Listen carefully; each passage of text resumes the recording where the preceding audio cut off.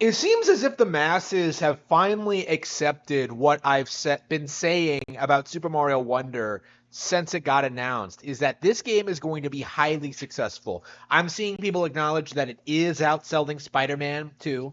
It is going to be this major holiday hit, and again, it got me thinking. Maybe I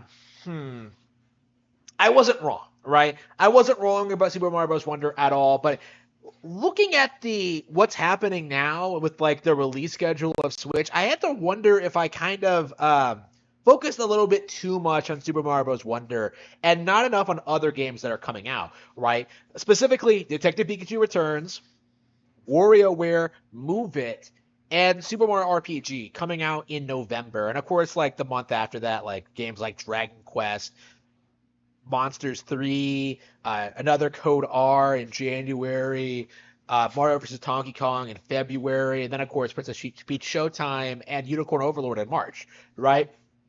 Like now that I'm actually looking at the release schedule, now that I'm actually playing these games, now that I actually know what's coming out, and seeing how quickly these games are coming out, specifically in the next couple of months, right? With Mario Bros. Wonder, Move It, and then like Super Mario RPG just all coming out like weeks after each other, right? I think like every 2 weeks we've been getting like a very major Nintendo Switch release. Like looking at this schedule, looking at these games that are coming out, like it really makes me realize that like the Switch library is loaded, right? We have a variety of different games from a wide range of different genres that appeal to a wide range of different players, all coming out like around the same time, right? Like, and the meme going into this holiday season was that like, oh, there are no major Switch releases, but it feels more and more that like the only games that like the community considers major are like new 3D Zelda games and Metroid Prime 4. Like, that's it. Like, nothing else other than that would be considered a major release. Everything else gets, like, downplayed, right? We saw this with Bayonetta 3, No More Heroes 3, Shin Megami Tensei 5, Metroid Dread. The list goes on and on and on, right? Fire Emblem Engage, right? There are just, like, endless examples of these games that are hugely, hugely successful, are very dominant in their specific niche, Splatoon 3. Like, you have all of these great games that are just, like, heavily ignored by the community in spite of their lasting popularity, in spite of how well they're doing, and in spite of how good they are, right? Like, there are, like, endless examples of this, but, like, looking at this holiday season, looking at, like, how, Detective Pikachu Returns is being treated by people like RGT85 and Damish, right? People who are trying to spin this thing as being like a complete disaster when in reality it's just kind of okay, right? Right, when it's not that bad of a game, right? People who are ignoring the new WarioWare coming out entirely. Like I didn't even realize it was coming out in November. I knew it was coming. I was interested in it, but like I didn't realize it was coming out this soon. I was so focused on like Super Mario Bros. Wonder and Metal Gear Solid, I wasn't even really thinking about like the immediate aftermath of that, right? Of what would be coming out in the following weeks, right? Right. November seems a lot closer in the second half of the month. So like I'm looking at the schedule. I decide that like yeah I'm gonna play WarioWare Smooth Moves because Move It is a sequel to that, right? So I pop in like Smooth Moves, I play it, and I realize wow. This game is actually really fun. And out of nowhere, I get hyped for Move It, right? Like, out of nowhere, I go from like, yeah, I'm gonna buy this game to like, oh, I'm really looking forward to buying this game, right? Because WarioWare is a good, solid IP that does have a lot of fans, and of course, Super Mario RPG. A lot of people like are writing this off because it's a remake. That was like a big part of the narrative is that like, oh, it's just a remake. It's not a real game. It's not going to like do all that well. I think people really underestimate just how much a lot of these classic games can do. Because Link's Awakening sold like 5 mil, right?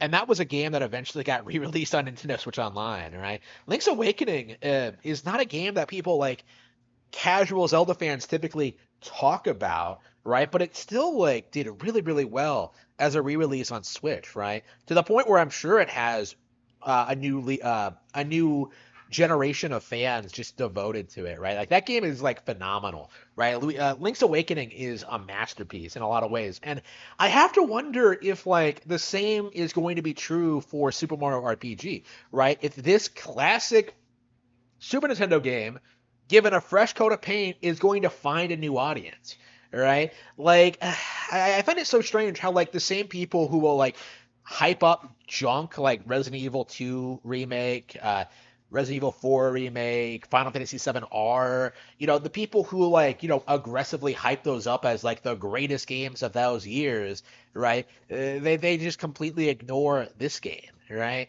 They just completely ignore the potential that this and the Thousand Year Door have. In fact, like the fact that those two games exist are being used as proof that the Switch 2 is coming out this year. But I think when you actually look at this, like the schedule, like games coming out every 2 weeks, right? I think all up until like March of next year, right? You're seeing like an incredibly packed release schedule, right? And this is just the major games that we're talking about here. We're not even touching like the eStop stuff that comes out of nowhere. Like there's a Double Dragon game and a River City game on my wish list that I have not been able to play yet, right? That just kind of dropped out of nowhere, right? You'll have indie games that come out of nowhere. You have like re-releases of old stuff, collections that can drop whenever. Like Suikoden, I'm sure is going to drop at some point early 2024, right? You have all this good stuff that we know is coming, Yeast Head, right? Released in Japan, right? A couple of months back. It's definitely going to release next year. Like, right? You have all this stuff that we know could be coming, that Good Feel game that they're self-publishing, like that 3D like Goemon like Min Noodle style like thing, right? Like that game looks amazing. Like I want to see that come out here. Like I want to see that game do well. But right now, you're seeing a bunch of YouTubers try and convince you that there's nothing coming out. There's nothing coming out for all of the rest of the Switch lifespan. Like, Tears of the Kingdom is the final Switch game ever. Prime 4 is going to be a Switch 2 launch title, right? You have these people just, like, trying to justify their nonsense without even really like taking time to even acknowledge the vast majority of the games that are coming out. Because, yeah, I haven't seen a lot of people talk about Detective Pikachu Returns. I haven't seen a lot of people talk about the Pokemon DLC. I haven't seen a lot of people talk about WarioWare Move It, right? I haven't seen a lot of people talk about, like, another Code R, right? I haven't seen a lot of people talk about Dragon Quest Monsters 3, right? I haven't seen a lot of people talk about Mario versus Donkey Kong or Princess Peach Showtime or Unicorn Overlord, right? These are all games that, to a certain extent, the community is trying to ignore in order to push this like completely false narrative that Switch 2 is coming out in 2024, right? These games do not matter because the new Nintendo hardware is on the horizon, according to these Nintendo YouTubers, and it is such a laughable thing, right? Like we've seen this happen like to other Nintendo consoles, probably most obviously the 3DS, but I would argue also the Wii U and the Wii, right? Where these YouTubers are just so anxious at the next new Nintendo hardware just so they can like grift off of it, so they can get the views, they can get the attention, they can speculate, they can do their things without actually having to talk about or play the real games that are coming out, right? Like you see this constantly. Like how long did YouTubers like beg for the 3DS to stop being supported, right? Right? They were doing that well into 2020, right?